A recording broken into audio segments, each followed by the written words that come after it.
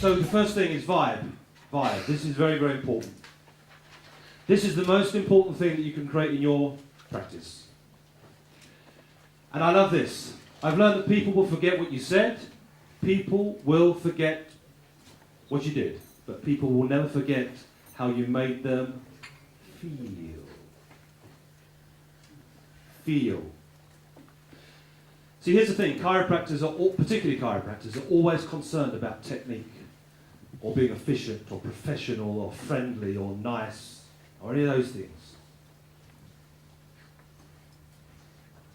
You've got to know your chops, but it's how you make them feel. And it's not necessarily, did I get them better or not? In fact, it almost has nothing to do with that. So when we go and ask chiropractors about what they want in their practice, they don't know.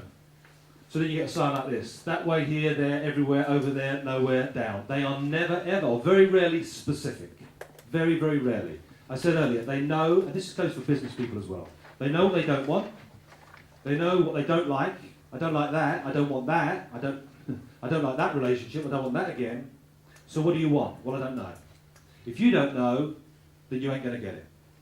And so this is what happens in practices. You have practices. Most practices, I'm sure none of your practices, but most practices, most businesses stand for nothing in particular. They stand for nothing in particular. So if you don't stand for something, you stand for anything. If you write that down, if you don't stand for something, you'll stand for just about anything. That is an idea, because that is one of the biggest causes of stress and burnout to most chiropractors. They don't stand for anything in particular, which means they stand for just about anything. So a vibe is a feeling, it's an emotion, it's a gut reaction. So every person who comes into your centre should feel something straight away. And I want them to feel it, or I would suggest that they feel it either for good or for ill. They should never be indifferent to it.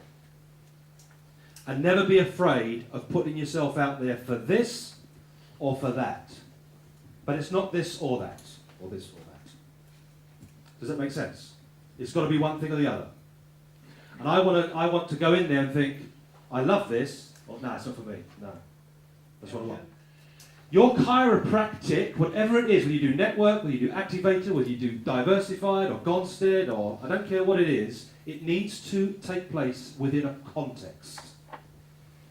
And that's what they're coming for, is the context. You've got to know your chops, as they say in America. You've got to be a decent chiropractor.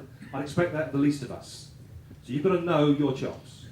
But the chiropractic becomes the least important thing almost in the context of the vibe. People return to Starbucks again and again and again. They don't return for the coffee. They return for the context in which the coffee is offered. Does that make sense? There's a vibe in there, and they anchor feelings to that vibe. The intention is the one thing. I think Nick said earlier, you go in these corporate places, they've got a mission, they've got a purpose, they've got a vision.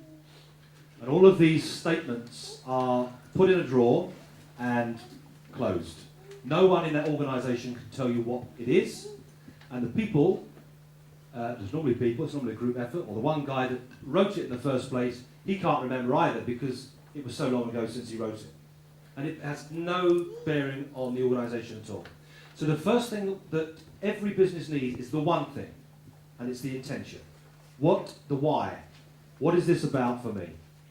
What is this about for me? And it's the first step on the ladder of getting specific about what this is about for me.